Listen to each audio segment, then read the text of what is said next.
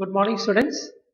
Today we are going to begin a new chapter which is alternating current. In the last video, we discussed about AC generator. It is a generator which produces alternating current. And we studied in that video alternating current means a current which changes its direction periodically and magnitude continuously. That current is called alternating current. So in this chapter we are going to deal more with alternating current and alternating voltages. So let us see what is an alternating EMF. EMF is same as voltage. So I can use both words, either voltage or EMF. So what is meant by alternating EMF? Alternating EMF is that EMF which continuously changes its magnitude and periodically reverses its direction. So that is alternating EMF. Now, what is alternating current? It is that current which continuously changes in magnitude and periodically reverses its direction. So definition is almost similar. One is current, the other is voltage. That's the only difference. Look, an alternating EMF and current can be given by this graph. Alternating EMF and current can be given by this graph. So E is equal to E0 sin omega t is the instantaneous value of EMF. Similarly, I is equal to I0 sin omega t is the instantaneous value of current. So there are two things, instantaneous EMF and instantaneous current. Now what we have to do is, these both are sine waves. So we already know sine 0 is 0, sine 90 is 1, sine 180 is 0, sine 270 is minus 1, sine 360 is 0, and so on. So it comes as 0, 1, 0, minus 1, 0, like that the graph repeats. So the graph starts from here. The green is for the current and the blue graph is for the EMF. Okay. So this is what the sine function. Now current and voltage can also be written as cos function. Then the graph will be like this form. Because if I write E as E0 cos omega t and I as I0 cos omega t, cos 0 will be 1, cos 90 will be 0. So cos 0 is 1, cos 90 is 0, then cos 180 minus 1, then cos 270 0, and then cos 360 1. So the graph will start from the top and then it will go like this. So this is the graph for the cos wave. So current and voltage can be represented either as sine waves or as cos waves. Okay.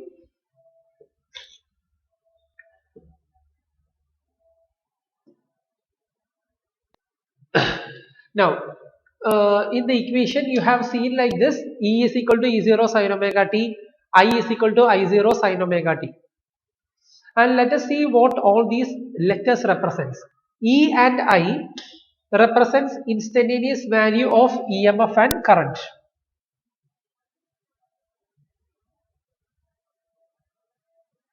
E and I represents instantaneous value of EMF and current. E0 and I0 represents peak value or maximum value or amplitude. So three names are there: peak value, maximum value, or amplitude of the current and the voltage. Omega is the angular frequency, omega t is the phase, and t is the instantaneous time. So those are the factors. Now this is the symbol for the AC source. So anywhere if you see this symbol, it stands for AC, alternating current.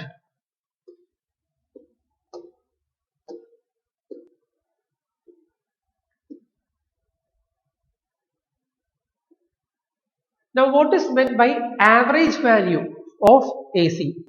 Average value of alternating current. Average value of or mean value of alternating current over any half cycle is the value of direct current which sends the same charge in a circuit in the same time as is sent by the given alternating current.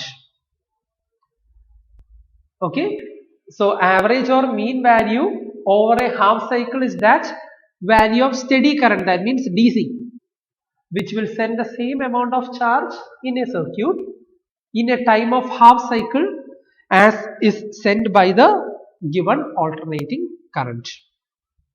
You don't have to study the derivation, you only have to study the definition and then the final expression. So the mean value of AC or average value, you can write like this: IM or I average is given by 2 I0 by pi, and it is written as 0.637 I0. Similarly, 0.637 I0, so it is 63.7% of I0. Similarly, the average value of EMF, EV is equal to 2 E0 by pi. So you can write that as 0.637 E0 or 63.7% of E0.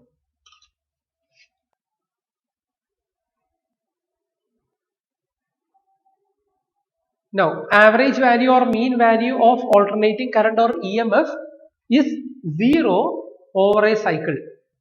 In one complete cycle, the average value of AC is 0.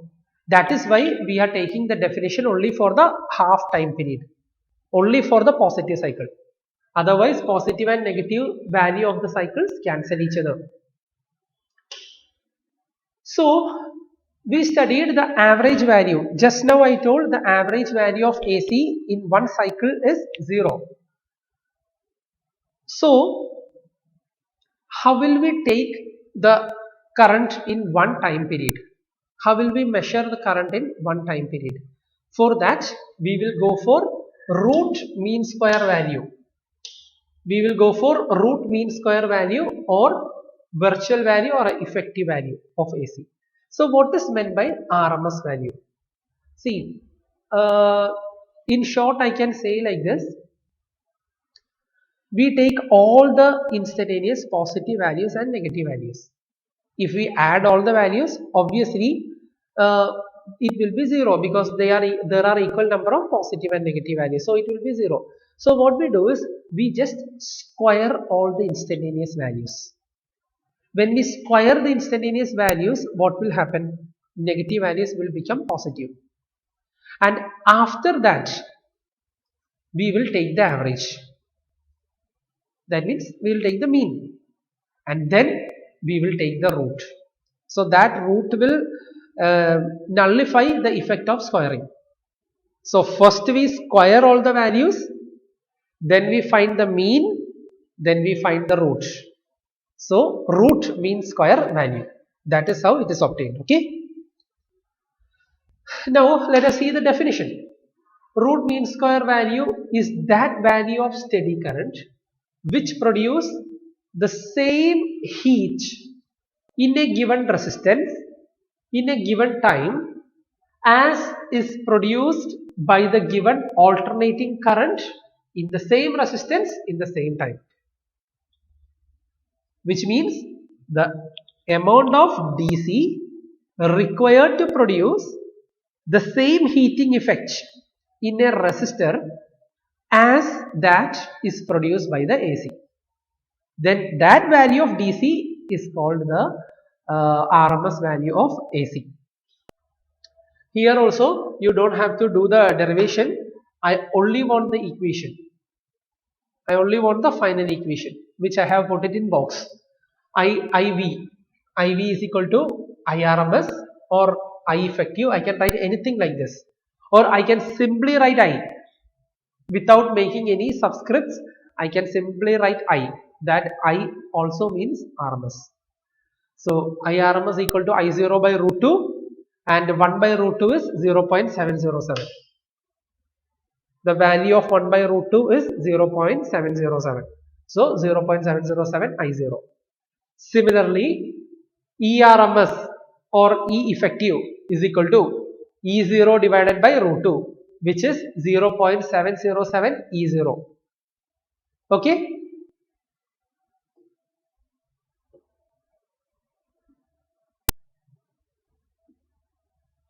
Now, root mean square value can be calculated over any period of the cycle because it is based on the heat energy produced. Now, can we use ordinary moving coil galvanometer in AC? Chapter 4 we have studied moving coil galvanometer. That moving coil galvanometer cannot be used to measure AC because that galvanometer deflection is based on the direction of the current. So here in AC you can see that the direction of the current continuously changes and the average value of AC in one cycle is 0. So ordinary moving coil galvanometer measures the average value of AC, and since the average value of AC in one cycle is 0, the galvanometer shows 0 deflection. You may ask me, so the direction of the current changes. So will the galvanometer needle vibrate like to and fro? It may vibrate if the frequency would have been lower. Think about our frequency of AC. It is 50 Hertz, which means 100 times the direction changes in 1 second. So, do you think that that needle can sense 1 by 100th of a second fraction? No, right? That is why the needle stays stationary. It might be moving like a small variation, but that even that variation we cannot be seen by our eyes. Okay. Now, when they say the supply voltage, we know our supply voltage is 230 volt AC and 50 Hertz. 230 volt, 50 Hertz. Whenever they say 230 volt, they are giving the RMS value. So unless and until it is specified as peak value, the value always given for numericals will be the RMS value. So RMS value of AC will be 230 volts. So what will be the peak value of AC? 230 volts into root 2. Because just now we studied Vrms equal to V0 by root 2. So what is peak value V0? Vrms into root 2. Okay. So the peak value will be much greater than, greater than 230. Because of that reason, we can say electric shock affected by AC is more powerful than that by DC. Because when we say DC 230 volt, it is only 230 volt. But when we say 230 volt AC, the peak value will be around 311. Understood? So the effect of shock is more for AC. And I already told we cannot use normal moving coil galvanometer for measuring AC. Therefore, we will use a new type of ammeter and galvanometer and voltmeter which is based on the heating effect of AC. And that is called hot wire meters. So we use AC ammeter and voltmeter which is based on the heating effect. So it is called hot wire ammeters. And the scale for normal moving coil galvanometer is linearly graduated. That means it is just like our scale. The spacing between two readings are same.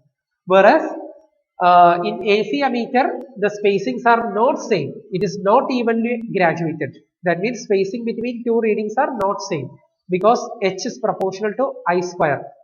It measures the heating effect and H is proportional to I square. So the scale is not linear.